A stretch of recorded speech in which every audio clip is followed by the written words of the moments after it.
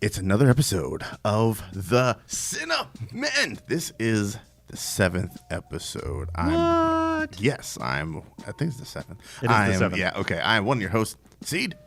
I'm Douglas. Welcome back, everybody. Welcome back, everybody. In episode 7, you know what that means, Doug. You know what it means, right? We're about to stop doing this because we're insane. Well, also that, but it means we're 3 episodes away from the primer episode. We are 3 episodes away from the primer. That's why we took so long. Yes. That's why it's been 5 weeks since recording. It's been 5 weeks since recording because we actually went into time loops to try to figure out what's going on with that damn movie. And I just kept falling in the same loop over and over and over. Terrible. That's terrible. More about that in 3 episodes. That's true. That's true. What's been going on with you, sir? What's new? So much is new. Besides everything we talked about before we turned on the mics. Well, yeah. I mean, besides all of that. Things are interesting. Depending on your perspective, I've joined the dark side, I think.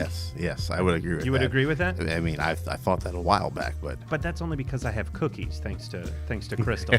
Yeah, the dark side does have cookies. Dark side does have cookies. No, I got approved. I'm an individual critic with the Rotten Tomatoes. Lovely. Congratulations, man. Thank you. It feels great. It was already pretty awesome being a member of the North Carolina Film Critics Association, which is great, and I love that organization. It's fantastic, and being able to share my stuff with Rotten Tomatoes, just being approved by them, is sort of like, yes, I'm not just some jerk off with a website. I'm a jerk off with a website who also gets to share stuff to Rotten Tomatoes, which, having to explain to my mom that I don't work for Rotten Tomatoes. Well, it says here on the tomato meter. I'm quite literally about to sit my mom down and explain to her how it works, what goes on. My mom loves to watch movies, but the process outside of that is something separate for her. But because Daryl and I, for those of you that don't know, Daryl and I actually met at a sneak preview for Justice League, which came out the 17th of November a year ago. That's right. I think it was the 17th. 16, 17. Yeah. And we actually met at that sneak for Justice League. So in honor of that, I went and posted my Justice League review to Rotten Tomatoes. I thought about you the whole time. Oh, I'm glad you have me and joined with that mediocre movie. Yeah, which says nothing about you whatsoever. And everything about Justice League. Yes. I'm not sure if that works or not. But no, so that's really been the big thing. Well, happy 1-year friendship, sir. Happy 1-year friendship to you. You know what we should do? We should do a podcast sometime. We should do that. In fact, I think it should be focused on movies, which is how this friendship started. A wonderful idea. We should record commentary for Justice League. That's what we should do. Oh, God, no. Dear Lord. I actually read an article recently talking about all the big differences between Snyder and what his plans were and the Whedon stuff, and finding out that some of the stuff that people attributed to Whedon was actually Snyder and vice versa. It was pretty interesting. Yeah. Unfortunately, there's no explanation for some of the changes that were made in that film. Not to turn this into a Justice League podcast. This didn't suddenly become the 1-year anniversary show. We've got other ideas. But, for instance, finding out that in the trailer, for those of you that remember, and I don't know if you do, there's a scene in one of the original trailers of Lois and Clark at the farm, and they're having a conversation. None of that footage is used in the film. Is it the footage where you never said yes or something like that? Yeah, they're talking about the ring. Yeah. And which to me suggested that it was a dream sequence because he never proposed. He never actually proposed. And then they apparently reshot it, but there's no explanation of why. Yeah. And we've had this discussion on Mike before. I have my issues with the Snyderverse. I still would have liked to see it go to fruition. I would have liked to have seen what that full vision was. Agree or disagree with it, I would have liked to have seen the full story. I fully assume that at some point down the road, be it another 5 years or so, we will have a book or documentary or some sort of making of Justice League that fully details kind of whose was what and what was what. I think we'll get something. It would be nice Something to other have, than just Zack Snyder ranting on Venmo or whatever Vero or whatever it's called. To be fair, I don't ever think he's ranting. I think he either gets asked questions and replies or posts his own stuff. So in defense of Snyder, I never think he's actually ranting about anything. I think he's just open about the process. But if we got a Nick Cage documentary about Superman, I think I agree. It would be fantastic to get some actual concrete, someone on the record, here's all of this stuff. Yeah, rest in peace to the filmmaker who made that documentary about Superman. The Death of Superman Lives, What Happened, was directed by John Schnepp, who died. Oh, that's right. Yep, the day that the San Diego Comic-Con started. That's right. Yes, that's right. That is right. And on a much brighter note, what have you seen since we last saw each other? Well, hold on. You asked me what was new with me. Anything new with you? No. So what have you seen? Oh, okay. No, just work, and more. Paprika, test your might. Paprika, test your might. Patreon is doing its thing. We're at good 20 some odd patrons, nice. Which is not bad at all. Not bad at all. Hopefully we keep getting more. And we got some stuff coming down the pipe. The Patreon shows are going good. Awesome. Yeah. So season 11 of Paprika will start here in about a week and a half, and then I'll be back at that. Right on. You should have added some sound effects for that. Which season are you in? Oh, hold on a second. I got to prep. All right, now hit me one more time. Which season are you in? Season 11. Yeah, you really needed to add some flavor to that. Yeah, I did. If you're going to say that. Boys with toys. Boys with toys. Claire Foy says it best. So yeah, that's all I got going on, man. There's gonna be some new flavor for next season's Test Your Might. Cool. I can't wait to debut that business, and I've been enjoying that stuff. And then just prepping for the big best of 2018 show for Paprika. Right on. Okay, I have to ask. Exclusive question. Hold on a second. All right, one more time. Exclusive question. What you got? So, are you going to be asking any of the previous contestants for Test Your Might to return? And to clarify, I'm not asking because I lost.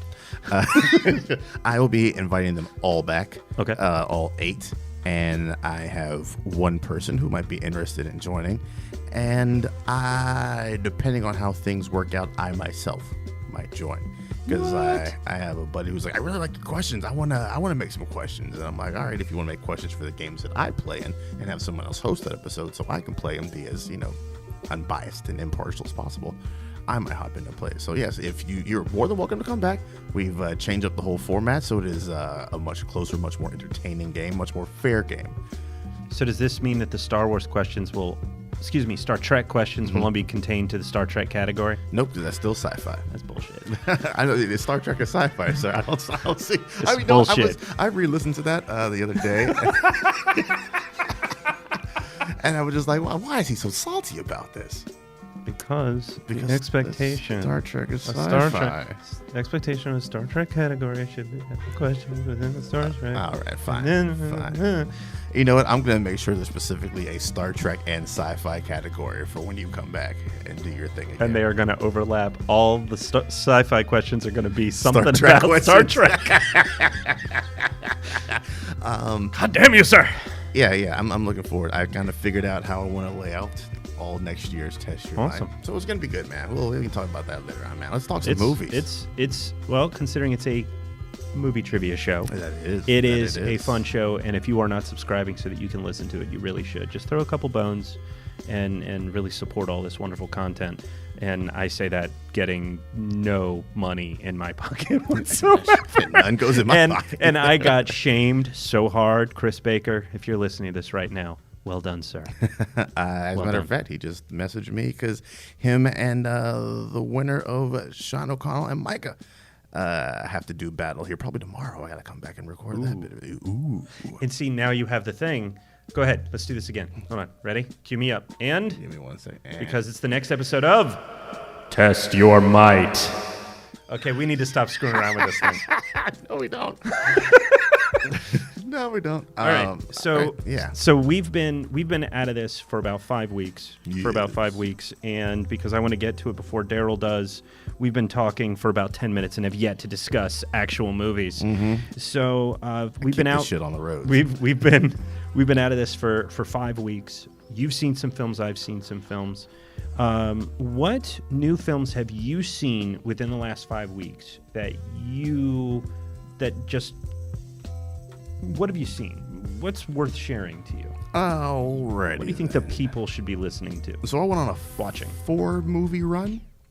By that I mean I went out of the theater into the next theater and out of the theater into the next theater. Nice. So I saw First Man. I saw Old Man and the Gun. Why did I not write down the third movie I saw? Whatever the third movie was I saw it. We need to get you Letterboxd. Yeah. That is my best friend right now. I have it, I just don't use it. No! And then I saw half of A Star is Born. Half? Yeah, that's first the half one. or the second half? The first half, because that's where I was like, all right, this is getting to me. My head was pounding me, and my stomach was like, we need food. So as much as I was loving the first half, I was like, I'm just going to be distracted because I'll be thinking about food the whole second half. That's fair. I'm pretty sure it's still in a couple dollar theaters around here somewhere, so I'm going to hop back in and check it out at some point. Loved that first half, by the way. Also, I went a little bit French because the brackets for next season Paprika are best trilogy, and one of the possibilities was the Three Colors trilogy. Have you ever seen it? Blue. Yeah. I have not. Yes, so I watched those bits of businesses, and I know those aren't very new, but they're new to me because I'd never seen them before. And man, are those some good movies. And let's be clear, those silly French, they know how to make they know how to make a movie. When we're talking new doesn't mean it was made last week or came out a few days ago. We're talking just new. What's the new experience? So what did you think of First Man? It's kind of hard to gauge. It's really hard to gauge. Like visually stunning, directorial work. It's Damien Chazelle. The dude hasn't missed. I mean, Whiplash, very good. La La Land, very good. First Man, very good. The only issues I have is not with Ryan Gosling's acting. It's just the fact that Neil himself was kind of emotionally distant. Very. That's what he was. That's kind of one of the things he was known for. So I guess that kind of made it more of a challenge for Ryan Gosling, who from everything I've seen is a naturally charming dude. Like the dude's just charming. So to play someone who's just kind of cut off from emotion, while that was a nice acting challenge for him, it did kind of, I couldn't really connect to him as a character. And I'm assuming a lot of people in Neil's life probably felt that they couldn't connect to him either. I'm 1,000% certain that Claire Foy gets a Best Supporting Actress, or not a Best Actress nomination. I love the little bit of time that Claire Foy had. She had one scene that she really knocked it out of the park, and I'm sure that will be the package they send up for there. But when you're going to talk to the kids before you leave, that whole scene. I thought she dominated that scene. Overall, very well done. Very well done. I felt a sense of accomplishment when he took that first step down, and I was like, yes, this is, it's kind of what you've been waiting for the whole 2 hours. It's coming. And even knowing it's coming out, it's just fun. Like, yes, this is what we're here for. And all throughout the ups, the downs, the tribulations, Corey Stoll as Buzz Aldrin did an incredibly good job as being a dick. Because when you want a dick, you cast Corey Stoll. He's good. I haven't seen him as a likable character in anything yet. He's not likable the first season House of Cards or Ant-Man or anything I've seen him in so far. Check out This Is Where I Leave You. All right, then he's a dick in that too? Nope. All right, then. He's an older brother, but he's not a dick. Oh, what you mean? His younger character was a dick then, because that's what older brothers do. Yeah, I thoroughly enjoyed it. Will it be... It'll probably be nominated for Best Picture. You've got 10 spots. It'll probably pop up in there somewhere. Will it win? No, I don't think so. I agree completely. I don't think it's Best Picture material. I really enjoyed First Man. I agree with you, though, that it's really hard to connect with on an emotional level in a lot of ways because of Gosling's performance, which is very good. Very measured. Very measured, but because you can't really connect with Armstrong in any way because of what that character is going through. But the way that they convey how cut off he is, and the fact that Gosling is naturally incredibly charming, even when he's kind of playing a jerk, even in La La Land, where as that character goes through his journey, he has his moments where he struggles. And it's not that you're not rooting for him, you're just going, you're kind of being a prick. Yeah. Well, even then, you still enjoy him. Drive. phenomenal in that, and he doesn't say much. Yes. Much of it is just the physicality. But there's He's more something emotional different. than Blade Runner, and he's a damn robot. Yes. Yes. And cells. Cells interlinked. Interlinked. But no, I agree with you. I think and again, it's nothing to do with performance. It's just the way that it's received. I do think it's a little hard to engage. The only reason I loved that film as much as I did, and it's not anything I feel the need to go back and rewatch, but the reason why I loved it as much as I did is how immersive it was. I felt like you were in it, beginning with that opening scene, the way that it's edited, so that not only you seeing Neil, but you're seeing what Neil sees, and it is a complete mess of the senses. Yes. And yet, he is completely in control. To the point where when you get to the moon landing, and you know that they land on the moon, and yet that sequence between Armstrong and Aldrin is incredibly tense as they're trying to work it out to land. That damn music too. Oh, and when the Eva opens, and as the air gets sucked out, so does the camera. Yep. That whole sequence was worth the cost. And the sound of too, admission. doesn't it? Yeah. It is a beautiful, beautiful sequence, and it's one of the just technically speaking, it's the reason why I love that film as much as I did. Do I think it's Best Picture worthy? I do not. I think it's worthy of being nominated, but it will not win the whole thing. Agreed. I do think it will win technical awards, most specifically sound mixing. Yeah. Now, unfortunately, in your case, the film that likely will win quite a few awards for performance, and I know that you want to get into this closer to award season, but A Star is Born absolutely surprised me, both in its direction and performance from Lady Gaga. Yeah. I haven't seen any of her work in television, though, as I understand it, for her performance in American Horror Story, she did win an Emmy, as I understand it. So she's gotten appreciation for her performances before, and I know she can sing. For the longest time, I knew who Lady Gaga was because of an early day tap game that was on like an iPod or something. And it was a music game, and it used Paparazzi, and it used Poker Face. So I knew these songs, but I didn't know who the heck Lady Gaga was. It was just a game I was playing. And then when that album actually came out, my wife and I joked, we were dating at the time, that album was following me everywhere. Every time I turned on the radio, it was a different Lady Gaga song. I shit you not, driving home from Roanoke, Virginia to Charlotte, North Carolina, driving with my wife, then girlfriend, and my eldest brother, who we were living with at the time, we were crossing state lines and crossing regions, so radio stations coming in and out. Yep. It went from one Lady Gaga song to another Lady Gaga song, completely different song. Yeah. I just bought the album. I was like, leave me alone. Leave me alone, Gaga. Please leave me alone. But the songs have stuck with me. Yeah. The songs have stuck with me. Actually, listening to the soundtrack on the way to come meet you for this recording, and actually leaving Bohemian Rhapsody. This is not a segue for that. But leaving Bohemian Rhapsody, I was so devastated by that film, I put on A Star is Born to listen to Bradley Cooper and Lady Gaga sing. And I went, yes, this is what I wanted. Yeah. This is what I wanted. And unfortunately, that's not what I got with Bohemian got. Rhapsody. But when you get the chance to see it, make sure that you start it from beginning. If the next time, unfortunately, it ends up being on DVD, don't just pick up where you left off. Yeah. Start back at that beginning. Okay, that's fair. Start back at that beginning. That's fair. Anything else you've seen? Old Man and the Gun, dude. What'd you think? I love that movie. We're not talking about charm. Man, no one is more charming, I think, when he wants to be than Robert fucking Redford. He's just his face is all wrinkles when he smiles, and he's just the most trustworthy dude, which is, I guess, why he cast a guy who wants to rob banks as an old man. Sissy Spacek, she put in some good work this year between that and Castle Rock on Hulu. I thought Cece Spacek knocked her role way out of the stadium. Nice. But yeah, this is the Robert Redford show, and this being supposedly his final movie, it's a smaller type joint. It's more about the characters than it is about the story. You get a little bit of Morgan Freeman as part of his crew, and really? I think it's Morgan Freeman, Danny Glover. Not Danny. Not Morgan Freeman. Danny Glover. I'm glad you made that confusion. I'm glad that was you. I was like, which old black man is it? There's only like 2 of them right now working. And Danny Glover's having a good year too. I know you didn't enjoy Sorry to Bother You, but he is really good in that. Yeah. And whoever the third member of their crew is also Tom Waits? Tom Waits. No, is it Tom Waits?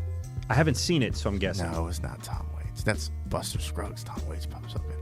No, Tom Waits is in Old Man and the Gun. Is it Tom Waits? Maybe it is.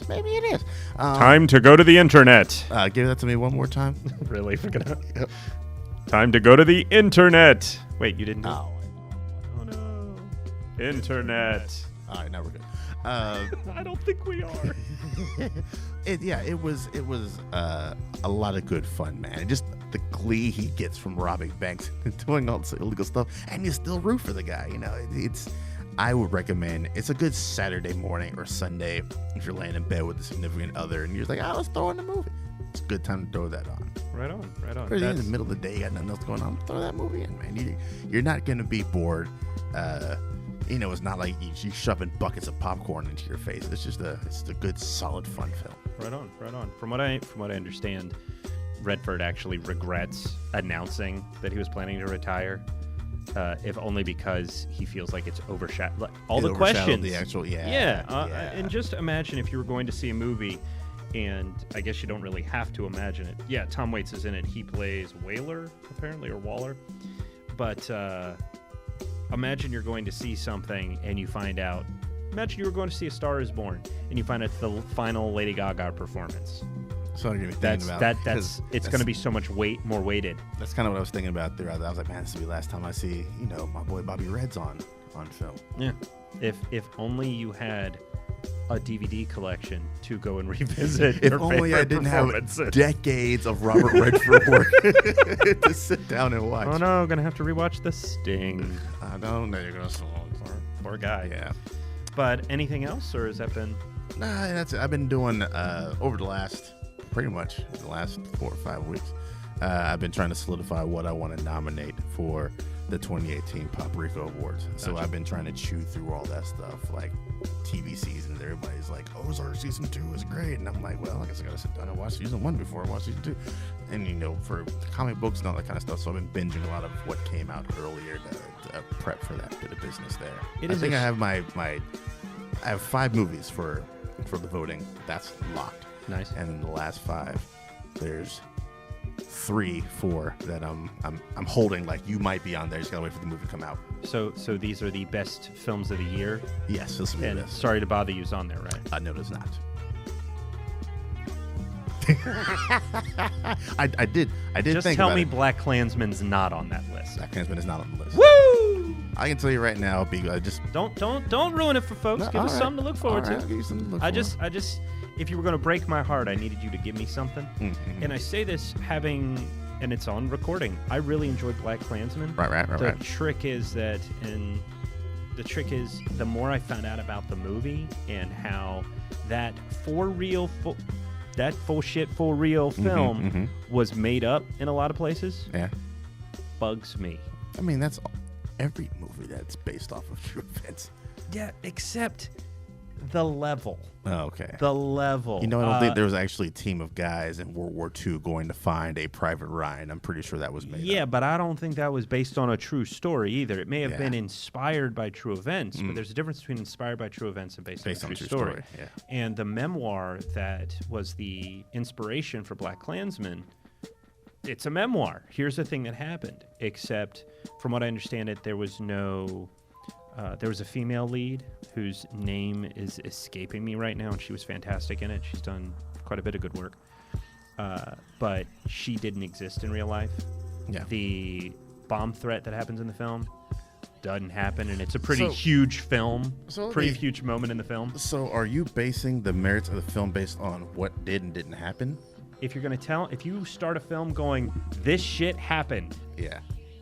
And then we find out that, for example, a big thing in the movie is that Adam Driver's character is Jewish, but he hides it.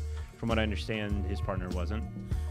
All right, then. See, I like to try to evaluate a film based on this is what is on screen. Yes. This is the performances. This is the direction. Yep. however it ties in or doesn't tie to actual events. I try to judge a movie based on what I see on the screen. No, and I totally get that. I absolutely get that. And this is why when I saw the film and didn't know these things, loved it. I thought it was fantastic. For Spike Lee film, it's it's a top Spike Lee film. Word. And Inside Man is probably tied for close to top. Inside Man's the dopeness. I love that movie. Chirac, love that movie, except when it gets into the Spike Lee preachiness, which is where John Cusack comes in. Yeah. But I also loved Lysistrata, the play that Chirac is based on. Yes. So, fucking love Aristophanes, but I'm a big old dork. So when I found out that, okay, here's the film, here's the story it's telling, how well does it tell it, here's what it does, dig it. But you tell me it's based on a true story. Uh-huh. And it's not, then it pulls it down for me. Then technically it can be very good, but it's lying to me. Mm-hmm. And there's a big difference, and I ran into this problem with Bohemian Rhapsody. A lot of folks say that, well, Bohemian Rhapsody is not a documentary, so what do you expect? And you even said a few minutes ago, it's a film, it's not, why are you expecting it to be true? Well, if you tell me that a film is based on true events, that it, not inspired by, based on true events, that you are telling a real story, then don't embellish the facts. So you're saying if Black Klansman had said inspired by instead of based on, that would re-elevate. A little bit, yeah. Okay. Particularly if it wasn't taking its information from a fucking memoir. Where it's going, hey, here's the events that happened, and then someone, I'm not saying it was Spike Lee or whomever else, I think he's the one that did the screenplay, but I can't remember, and I don't want to make that claim when I don't have it in front of me. Yeah. But if you write a screenplay and you know that you're adding these elements for dramatic effect, then it's changing the history of it. Yeah. Now, unless it's a courtroom, no one's taking notes during every conversation. Right. Okay. Right. Also, courtrooms, incredibly boring. You got to punch that shit up. Well, there's also that. There is also very much that. But if you are doing something, another example, Bohemian Rhapsody and the Live Aid scene. Yes. It is, someone actually compared the video that's up on YouTube against the film, and you can see beat for beat, movement for movement, exactly how it's supposed to go down. It is phenomenal how much they recreated that. Yeah, it is. And that is great. Where the movie, for me, and keep in mind as a critic watching a film versus general audience, there's a big difference in intent and reason for being there. Critics go to films, ideally, the good critics go to films wanting to enjoy the experience. Yes. You're not going to, again, a good critic is not going to a film trying to, all right, I'm going to rip this film to shreds. Yes.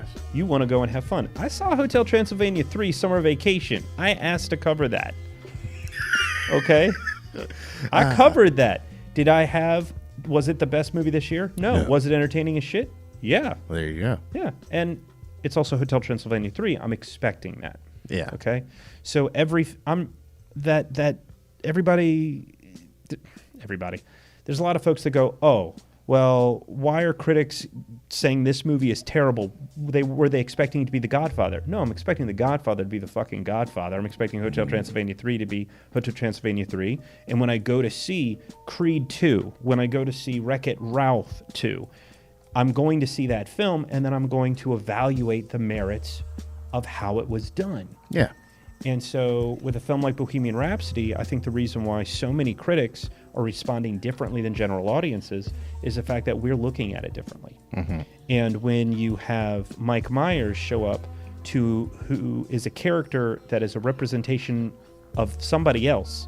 So this is a made-up character that is solely there just to make a Bohemian Rhapsody joke. It's the only reason is to make a Bohemian Rhapsody joke. Because from the era, that's the year that conversation is depicted in the film, to when Wayne's World happens, it's almost 20 years exactly, which is the reference the character makes. But there's also the fact they skip albums as if they didn't happen. They now is this told like this happened and this happened, this happened, or are we supposed to assume that there are gaps in between time? No, they let you know this is happening from this year to this year. Every time the year changes, they bring something up. And when they're having the conversation with the Mike Myers character about wanting to do the album A Night at the Opera and what they're thinking of doing with it, it's based off of the fact they just finished their debut. Mm-hmm. Well, there were a couple albums in between those. Okay. Ever heard the song You're My Best Friend? Yeah. Yeah, that was on one of those albums. So they skipped some stuff. Word. They skipped some stuff.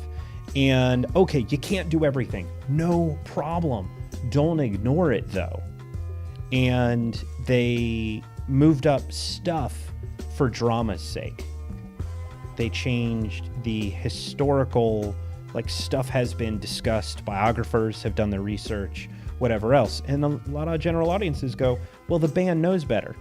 Yeah, the band knows better. But as I tell my students, have a healthy skepticism.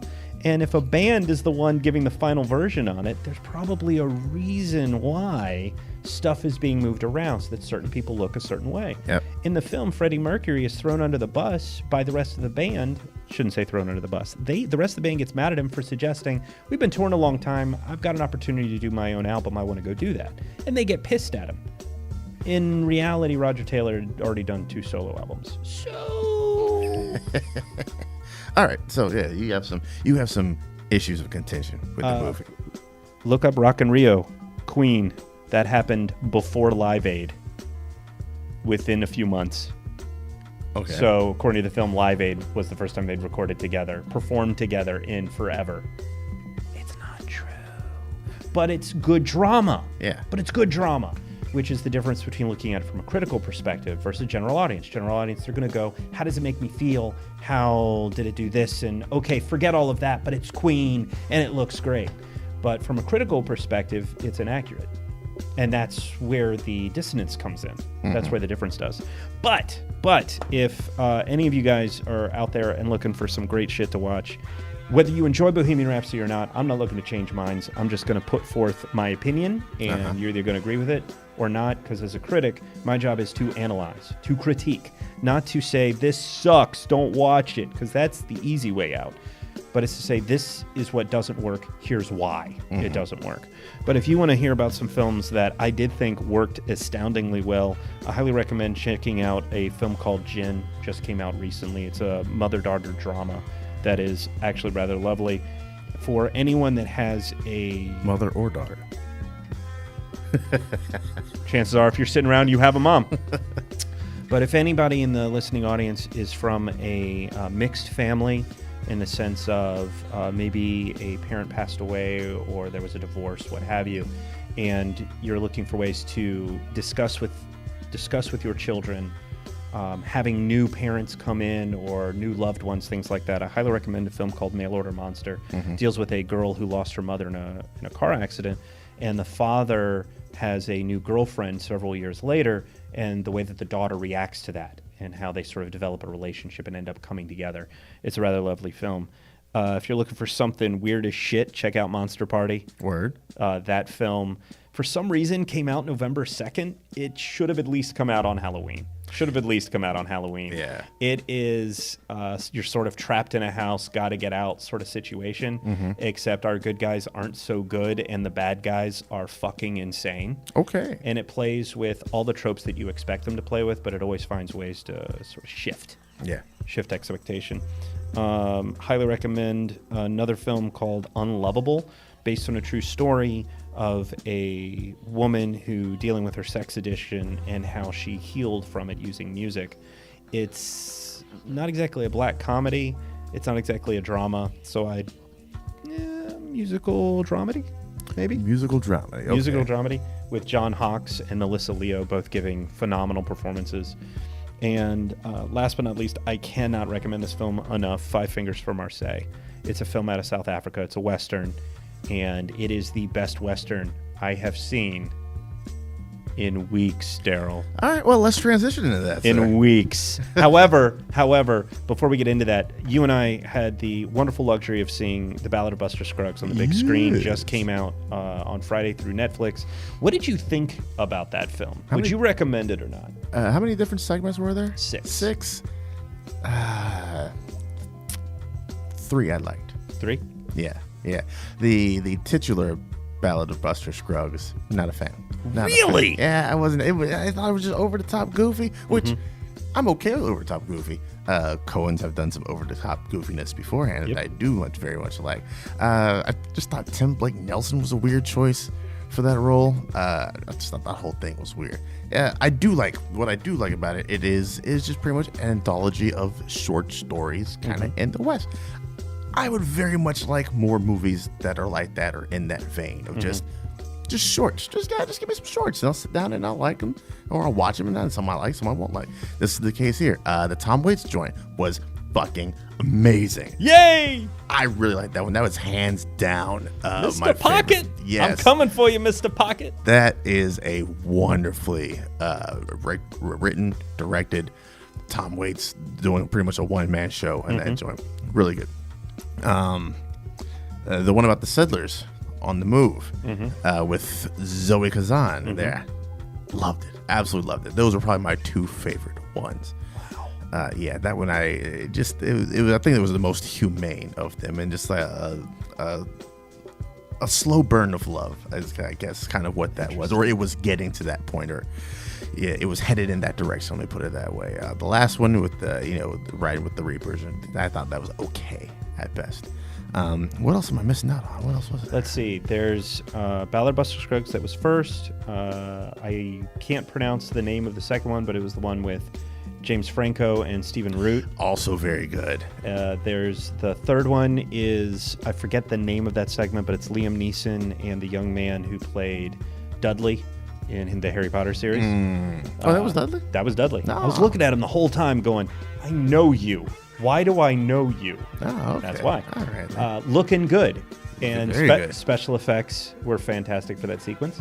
Then there was the girl who... Love Tom Gordon. No, that's a Stephen King. Yeah.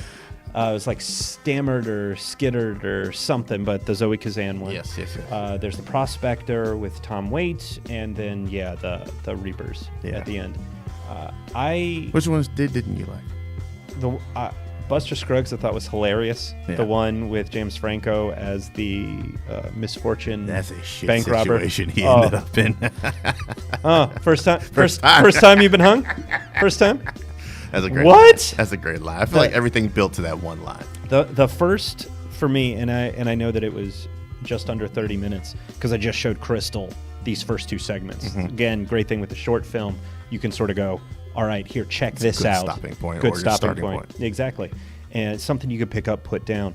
And loved the first two. I actually bought right into the whole Buster Scruggs thing. Did you? And I just ate up how ridiculous and silly it was. The one with Kazan and the settlers, first of all, I'm disappointed no one died of dysentery. I feel like they were going to Oregon. There was a missed opportunity. But I think it's Kazan, they just couldn't pull it off. They couldn't do it. But at the same time, it's probably very similar to the Russos going, all right, we know everybody wants to hear either Downey or a Cumberbatch go, no shit, Sherlock. But even they know that's a little too meta. So I get why they wouldn't do it. I felt like that one just ran on. It was forever. the longest. Yeah, it was the longest. And I couldn't. It felt like they were all having the same conversations. Miss Longabout. Excuse me, Miss Longabout. After a while, it got a little Longabout. So for me, I couldn't help it. I think Crystal wrote that. Anyway, sorry, inside joke. And it's only for my wife, who probably won't even hear this. Oh. Anyway, but listen to us, Crystal. No, we have a child. That's true. Everybody that has children knows sometimes listen to podcasts doesn't really happen. I earned that explicit tag. Yes. So that one didn't really do it for me. I actually really loved the last one. It was a little Tarantino-esque. Yeah. It reminded me of the Hateful Eight, everybody sitting in the thing and having this long, drawn-out conversation. But I loved how intense it got. It kind of also reminded me of Willy Wonka. It did. Where the passion don't know where we're going. Yeah. And everything just getting a little nuts as they're telling this story. And the Frenchman, and I forget the name of the actor who played him. He was in Warehouse 42, 52. It's 54. Come to me because he's in that. Was he in my movie? I can't remember if he was in my movie. Because anyway. I saw him in the opening credits, and I was like, I fucks with anything that dude is in. But But I loved how he was sitting there and just the smile he gets Saul on his Rubinek. face. Saul Rubinek, there we go. Right before the end of the film. And I love that moment. I love the way that it questions and the fact that each film sort of deals with the dark side, but also of humanity and just this sort of inevitability of humanity. And every time that there's someone who thinks that there's fast, there's somebody else that's coming up that thinks that they're faster. There's something we all can't outrun. And I really enjoyed that aspect. But Liam Neeson, I think, gave my favorite performance out of that entire thing. And his sequence, it's incredibly repetitive, his sequence, but the two of them playing off of each other was absolutely lovely. I love Liam Neeson in that. And it, even as heartbreaking as that sequence is, utterly heartbreaking. Man, I was like, Jesus Christ, Liam. It got dark quick. Yeah, it got dark quick. Real quick. So, all right, we have 20 minutes, Daryl. Wow, man. To get into the time. Cinnamon Challenge and our topic for today. All right. So, Cinnamon Challenge. Yes, it is. Because I was on a run of some pretty good Westerns. I had Five Fingers from Marseille. I had The Ballad of Buster Scruggs. And then you gave me...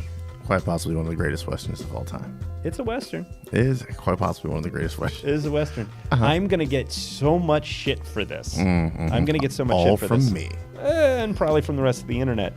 Because for those of you that didn't listen to the last episode, shame on you. Or it's been 3 years since you put 5 years. It was only 5 weeks. You sure? But The Good, the Bad, and the Ugly. Sergio Leone, the final piece of the Dollars trilogy. Yeah. Keeping in mind, I haven't seen any of the Dollars trilogy. But from what I was grateful to find out, and I'd already, or have confirmed, I'd already known this, you don't have to see the films in order to understand them. They're singular films. They just all follow the man with no name, played by Clint Eastwood, or also referred to as Blondie. Yeah, it's like Indiana Jones. You don't need to see them in any kind of order. It helps a little bit. I mean, how else is Indy going to survive a nuclear blast if he hasn't yet drunk from the Holy Grail? I'm done with you. What? I'm done with you. Okay, everybody. So, welcome to the Cinnamon. The new version of the show is just me. I understand that you're turning this off.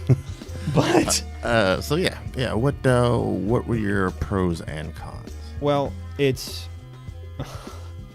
Wallach had some of the best lines. Oh yeah. He had some of the absolute best lines. It was interesting to find out that at the very beginning of the film, when you're introduced to the ugly, the bad, and then the good, if I recall, that's the order that we get them in. Eli Wallach plays a guy named Tuco, who is a bad dude wanted from a lot of people, and I guess either some mercenaries or some bounty hunters, whatever, come to get him, and he just murders them all for jumping out a window. Well, later on, one of those guys shows up and is just doing this long monologue, if you will. Haha, you're exactly where I want, da-da-da-da-da. And Tuco's just looking at him and just shoots him from the bathtub. Shoot, don't talk. Exactly. Apparently that was ad-lib. He just sort of made that up, and everybody on set was laughing at him, and he's going, why was that funny? But it just had to do with the delivery and the look on his face and everything else. Yeah. Timing goes into a lot of how we receive it, and it's a great line. And he has some of the best ones. Yeah, he has all the best ones. My big issue with this film, and it's two-part. One of them is personal, and the other one is just time. One of them is just time.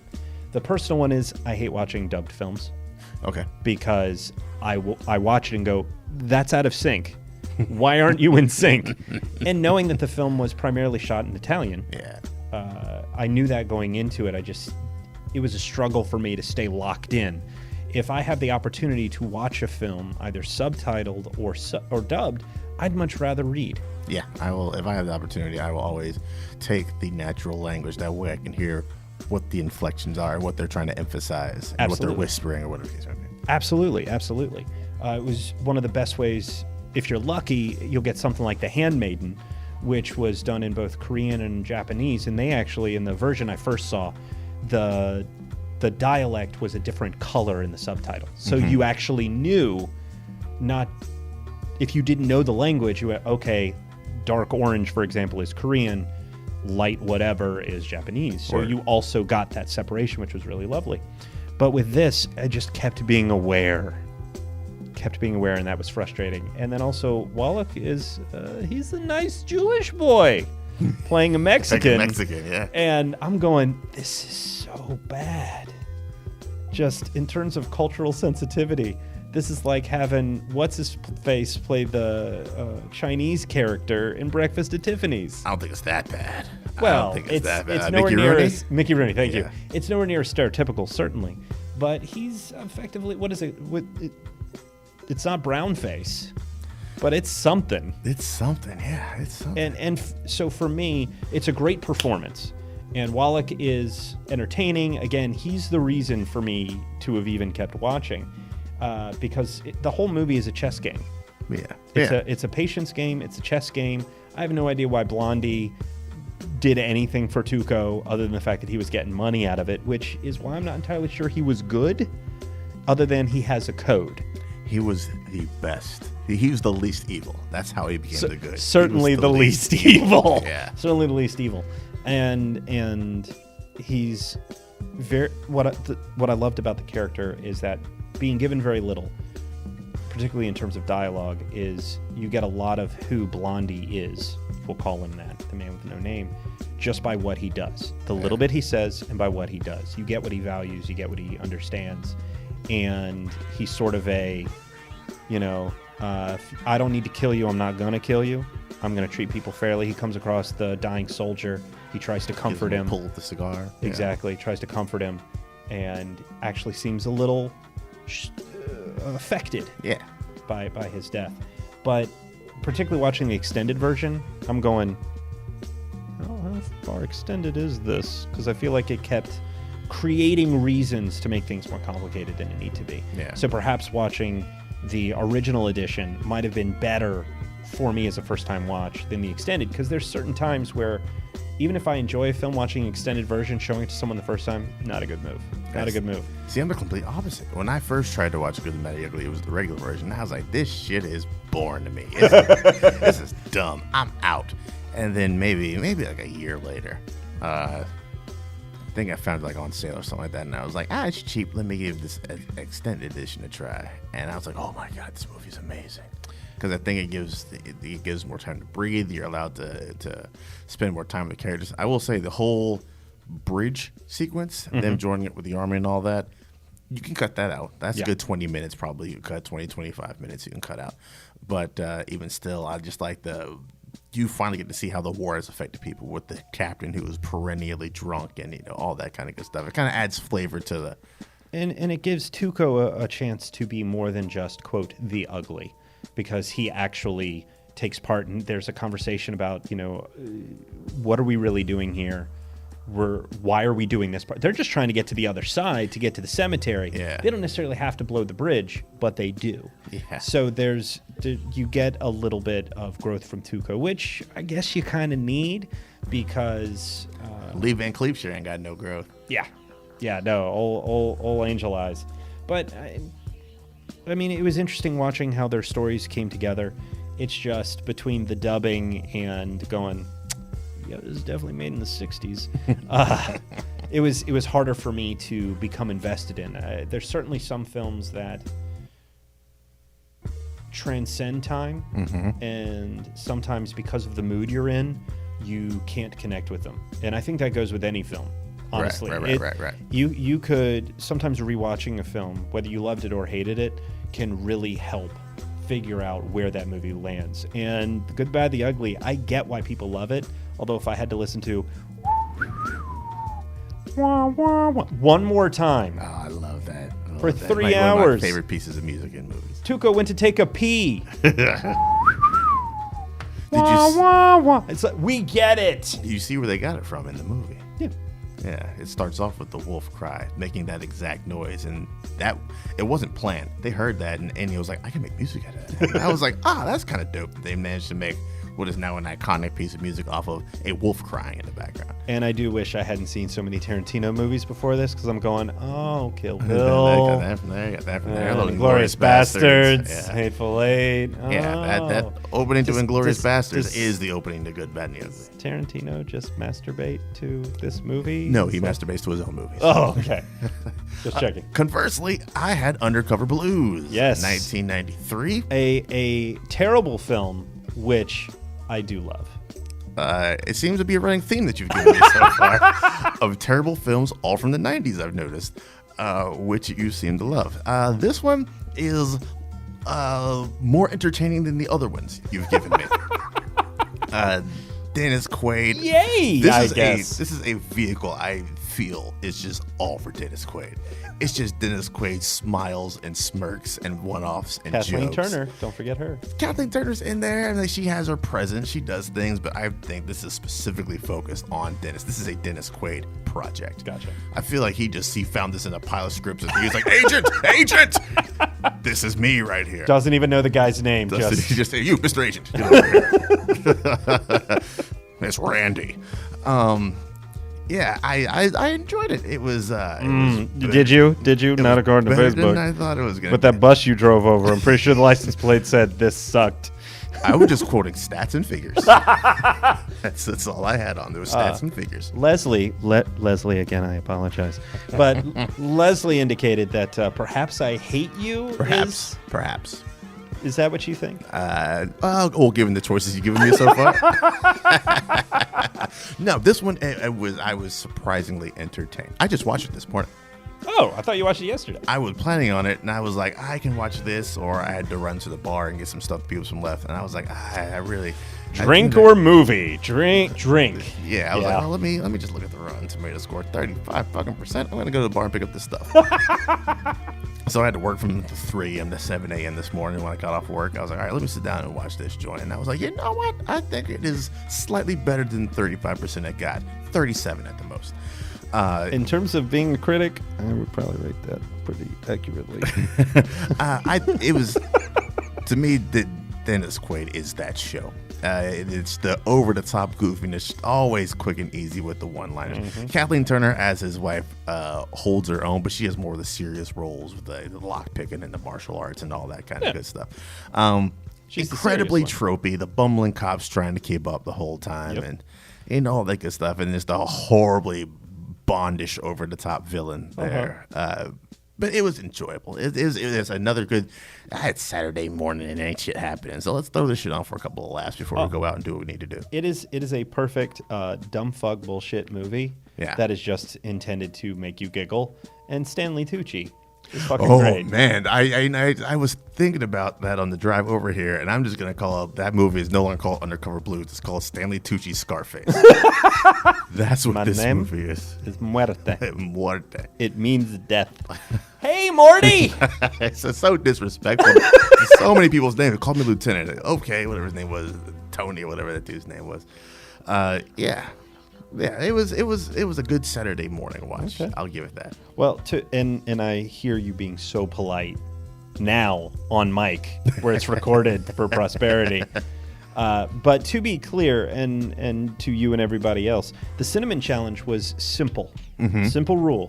Present a film the other has not seen. Yes. And so unfortunately, I've got some bad news. Oh, no. Because as everybody knows who loves films, you show films to other people. Yes. And it's a way of bearing your soul, if you will. This is who I am. Yeah. And there's a certain line of, if you can't enjoy these, we probably can't do anything. So far you have hated every movie. No. The first one you suggested with the Woody Harrelson joint. I very much enjoyed that movie. And then somehow you just went, all right, he likes that. I'll go the incredibly opposite direction. It's not the opposite direction. It's not the opposite direction. These are pieces of me, Daryl. And so far, you are rejecting me. So, in thinking about this, as I sat embittered last night, trying desperately to go to sleep, I thought, okay, I can go in one of two directions. One of two directions. Keep digging that I can on purpose give you what might be one of the worst films ever made that I love so dearly. That's what I expected. Or I could give you one of the films that I've loved so much recently. And as far as I know, you haven't seen Madeline's Madeline, so that would have been The Loved. It's still my favorite film this year. It is fantastic, and I've got a screener at home. I can't wait to rewatch. Word. Or it was on sale at Barnes & Noble, so I picked up Return of the Killer Tomatoes. And I was half tempted to give you that because what a piece of shit that movie is, but I love it. Any movie that breaks... Everybody loves shitty movies. Every movie that somehow breaks the fourth wall to talk about making movies, your Tropic Thunders, stuff like that, Yeah. The Player, Yeah. I love that shit. Yeah. And the fact that halfway through that movie, they run out of money and George Clooney's like, I got it. Hold on. I'll be right back. And then the movie restarts and everybody's got Pepsi. It's just, I love that shit. But instead, while griping about it as I went to run an errand with Connor this morning, my wife, and you can thank her for this, went, it's almost the holidays. Ask him about The Ref. His punishment is to watch Kevin Spacey in a movie. Now, I love The Ref. This is a Dennis Leary vehicle. Yeah, it's straight Dennis right? Leary vehicle. With a fantastic supporting cast. Mm-hmm. Fantastic supporting cast. But I love this movie. I've quoted this movie ever since I've seen it. I burnt out the VHS that we rented from Hollywood Movies or whatever the Hollywood Video. Whatever it was before it became movies, before it ran out of whatever. But something like that. Apparently people don't like to pay for renting movies. I don't know. But up until last year, this was my go-to holiday film. Particularly as a Jew, there's not a whole lot of Christmas movies that I really dig on. That's fair. And just because different traditions, completely different traditions, different associations. But watching Kevin Spacey and stuff now is a little hard. Yeah, it's a little bit weird. A little bit weird. Yeah, and some things, other things are like, man, Moon is still dope. Yeah. But The Ref. The Ref. So The Ref that is good luck to you, sir. Oh, thanks. I love this movie. I, on the so much. other hand, I'm giving you a brand new joint, man. Yes, you are. The Outlaw King on Netflix. Starring Chris Pine. Yes. Sorry, Pine. Chris Pine. Chris Pina. Chris's penis. Wait, what? I mean, there's a little bit of... you see that? From what I said, it's more than a little. Yeah, I'm interested to hear your thoughts on this. Right on. In a little period piece action never hurt anybody. So we will see what you think about this new Netflix joint. The quality of Netflix originals is getting better than his first movie was Crouching Tiger, Hidden Dragon 2, and boy, is that 5 trash cans. And they're getting there. They're getting there. Ballad of Buster Scruggs. Roma's coming out. Yeah, Roma's coming out. That's going to be the business. Mm-hmm. I can't wait for this movie there. Yeah, I think Outlaw King is a step in a good direction. Right. And I'll hold the rest of my thoughts for the next show. In 20 weeks. We're the George R.R. Martin of podcast. Stick with us. Find out who lives and dies. So 57 minutes in. 3 minutes left. 3 minutes left. All right, I'll tell you my 3. Let's go. Okay. So what was the subject for today? For this show, and apologies to everybody that we just ran on, we had 5 weeks to catch up on. Yes. And Daryl doesn't like me, as you can tell from Paprika. Correct. So today's, a lot to talk about. So today's was hand-to-hand combat. Hand-to-hand combat. And this one was tricky, figuring out what my favorite hand-to-hand combat scenes were, particularly when you consider that so many of them often involve weapons. I will just say flat out that I did cheat. One of mine does involve partial weapons. Mine too. Yay! Hooray for cheating! Yay! Well, they are using their hands, but their hands are holding the weapons. Yes. But it just became tricky because there are so many amazing fight scenes. Yes. Throughout cinema history, even They Live. They Live has an infamous alleyway fight scene. And then if you want something more recent, certainly far more recent than the 80s, The Raid or The Raid 2. Mm-hmm. Either one of those Gareth Evans joints, the knife scene, the kitchen fight scene in The Raid 2 is so fucking good. Yeah. That trying to figure out where you wanted to go with this was really, really hard. So for my first one, I went with a film that I know you would at least appreciate, might even be on your list, but I went with The Matrix 1999, The Wachowskis. Ooh, The Wachowskis. I was thinking about it. This is a film I've probably seen in theaters more than most. It is recently available on 4K. Yeah. I just recently got a 4K TV, and it's supposedly $20 for the trilogy if you can catch that Black Friday sale at Best Buy. I am hunting. waiting for it. I was just in Best Buy the other day. But it's Black Friday sale, so you sort of have to be with the quickness and with the right access. But choreographer Yao Wu-ping, the work he did in that entire movie is phenomenal. All his work. And changed the game for Hollywood, for specifically Hollywood. But the subway fight scene between Neo and Agent Smith is bananas. Huge character turning point, too. Oh, yeah.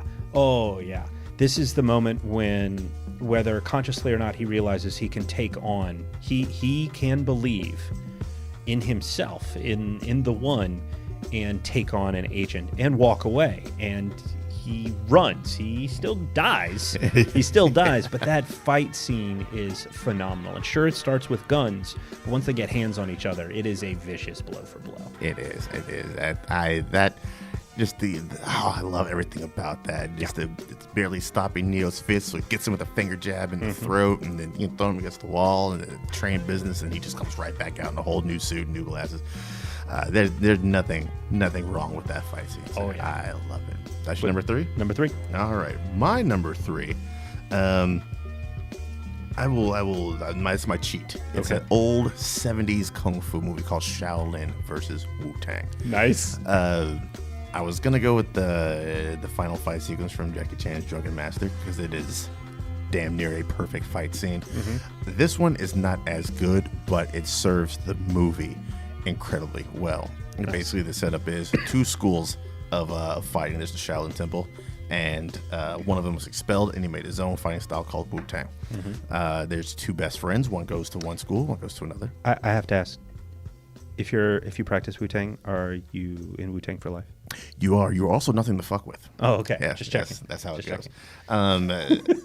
Of course, you have the power hungry emperor, and he's like, I want to know both styles because that's just not the thing you did. So he conspires this whole crazy plot to put the schools at war with each other, and then the friends become enemies, and this dude has to he ends up learning both styles.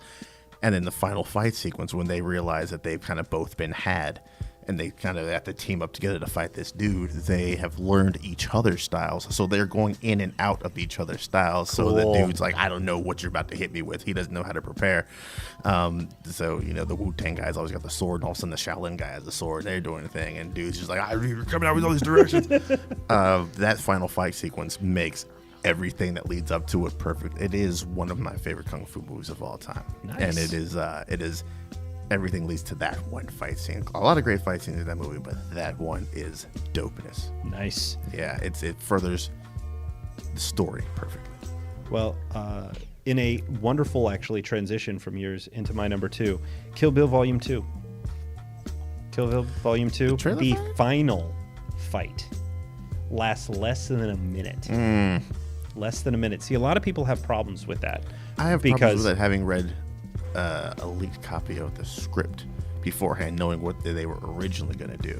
That's my issues with it. Well, whatever that might be, I haven't read that. I actually love the fact that it's very quick. Yes. Because these are 2 fighters.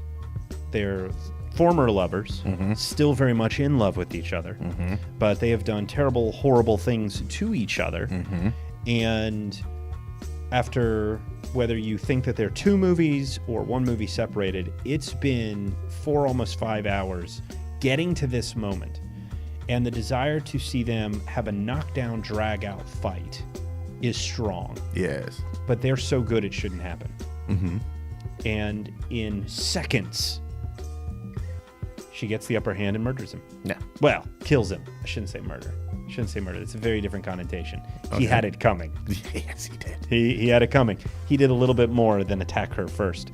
So, for me, it's about masters fighting masters. It's about people. It's about passion.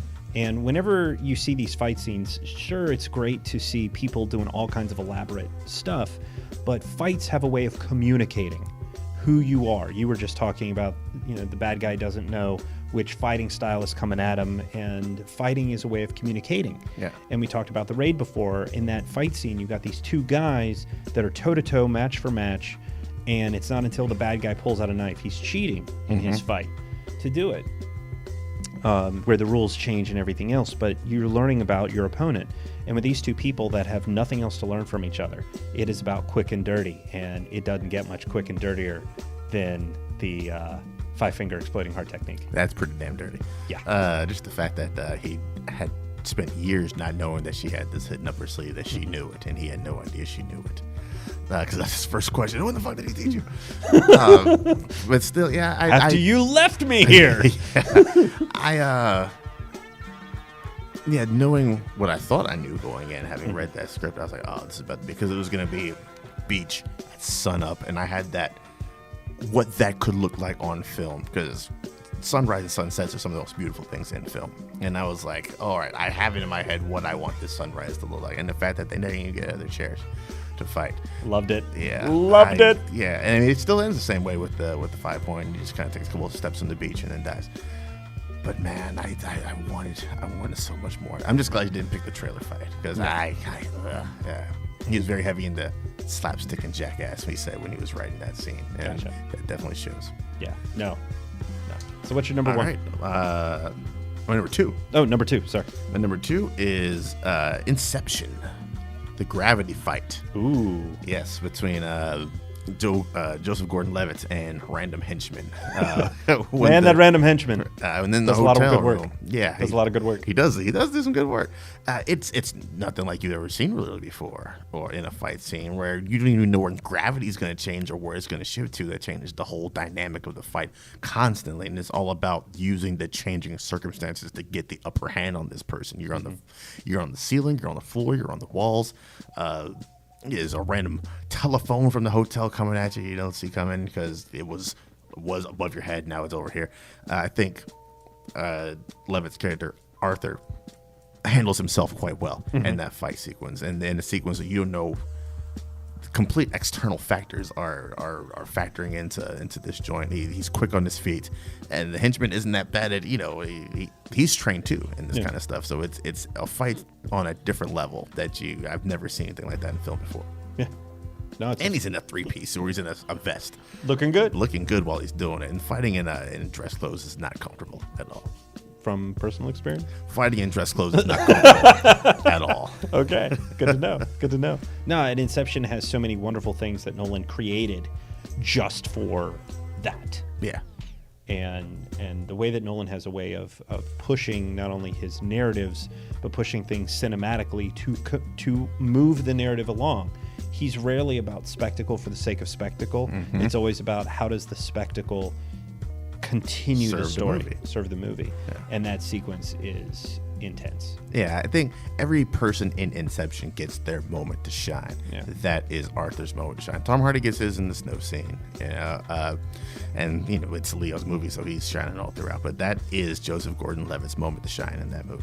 Right on. No, So, what's your number one, sir? my number one, I had to do it. And this is coming from a kid that grew up on blood sport and all that good stuff. So you think it's going to go with Jean-Claude Van Damme. It's actually Jackie Chan. Which one? My favorite Jackie Chan film is Rumble in the Bronx. Oh, okay. From 1995. And unfortunately, there is no version of that movie that isn't dubbed. And so, considering my previous comment about the good, the bad, and the ugly, for some reason, it's just forgivable, because the whole vibe of Rumble in the Bronx is just a little silly, a little ridiculous, a little outlandish in its delivery, as is much of Jackie Chan's physical work, both comedically as well as the action sequences. And the scene of him later in the film taking on the gang in their place. Yes. When he's pulling off his jacket and he's wearing the black tank top and just going in, jumping up and around pinball machines and dodging bottles. Yeah. And the one henchman where they're battling for bottles on, I think, a pool table. Yeah, and just it's ballet. Yeah. It is music. It is beautiful to behold. And not just in terms of the physicality, but in terms of the rhythm and precision. The flow. The absolute flow that takes place. So for me, it really just doesn't get much better than that. And when I look at fight scenes, it's always about not only how does it serve the story, but if it's going to look cool, what is it doing that makes it look cool? Yeah. How is it adding something to what we're doing to the story? For example, with Captain America Winter Soldier and the fantastic elevator sequence that happens in there. It's not, we already know that Captain America is strong. Yeah. But it's about recognizing not just how strong he is, but how strong of will and conviction. And this is the moment that kicks off him being on the hunt. Yep. And what he has to do to get through it. So when you're watching something like Rumble in the Bronx and seeing Jackie take on an entire gang, and what he has to do to keep moving, just the energy that he has to put forth as both a character and as for part of the narrative, it's fantastic. Agreed. I just said my favorite Jackie is definitely the end of Legend of the Drunken Master, but that is a completely 180 vibe from what you get in Rumble in the Bronx, whereas that one is he's angry in that fight scene. That's much more savage. Yeah. And he's out to end this joint. Yeah. And what he does to get to that place is, the drinking and the gasoline and all that is, I love that. But yes, Rumble in the Bronx, that's not the same movie. That movie doesn't have the ladder fight as well, is it? I don't think so. I can't remember which one. That might be Jackie Chan's First Strike. I can never remember what. Not sure. I still need to watch the Police Story films. Still haven't seen those. So do I. I've heard that they're very good. Maybe that could be each other's Cine Men challenge. There we go. You give me part one, I'll give you part two. My number one. Just in terms of technical accomplishment, if nothing else, it is The Protector. Yes. The restaurant fight scene is up levels and levels to the fact where they had to fire the cameraman because he wasn't in shape enough to continue this giant one take. I don't even know how many times. If I looked at that on the call sheet, I'm like, I'm not coming in that day. This is when we start. I'm taking the week off. It is talking about learning, like serving movie, learning characters through the fight, will and determination. He's like, I need to find it's at the top of this joint, and I'm going to run through everybody who opposes me. Yep. It's a phenomenal one take. So that is a phenomenal one take, and it is, as far as beautiful choreographs go, that is some expert timing, the choreography, the people hitting their marks and being where they need to be, and God bless that damn cameraman running behind it, running in front of all of it. It is an incredibly beautifully shot fight sequence. Right on. I can't argue. Tony Jaa. Man, he's put some wild shit out there. Yes, he has. Yeah, and I've been then appreciative. It just disappeared. I've been appreciative for most of it. Yeah. Well, maybe he just didn't enjoy being in that last Fast and Furious film. That's what he's like. Fuck this American cinema. I'm going back to Thailand. You got anything else, sir, before you wrap this whole shebang back up? No. I think 5 weeks was too long. Far too long. Hopefully, we'll be able to come back up because you've certainly got some interesting designs coming up as we head into award season. Grand designs. Yes. Should have put a little flavor on that one. It's okay. We'll figure it out. But no, man, just as usual, if you want to keep up with my thoughts and feelings on the movies that I'm watching, be sure to head over to elementsofmadness.com. You can sign up for emails whenever a new review drops by either myself or contributor Hunter Heilman or editor Crystal Davidson, who I just so happen to be married to. And she is amazing and wonderful and incredible baker. Well done. Yes. Love her. But so you can either find that there. Of course, I share the reviews from time to time on Paprika. And if you think I'm wrong, tell me so. Let's have a conversation. I can dig it. I like it. Listen to all the other shows here on Paprika as well. There's something out there for you. If you are a fan of something pop culture, I guarantee you that there is something out there on Paprika Network that is right up your alley. Patreon. If you're not a member of the Patreon, go out there and get your donate on, man. The smallest thing we have is the $2 tier. The largest thing we have is the $15 tier. Every little bit helps. Those $2 add up quickly, I've noticed. So yeah, go on out there, and I think that's about it, man. We'll be back hopefully in a much sooner amount of time. Until then, you guys take it easy. Later.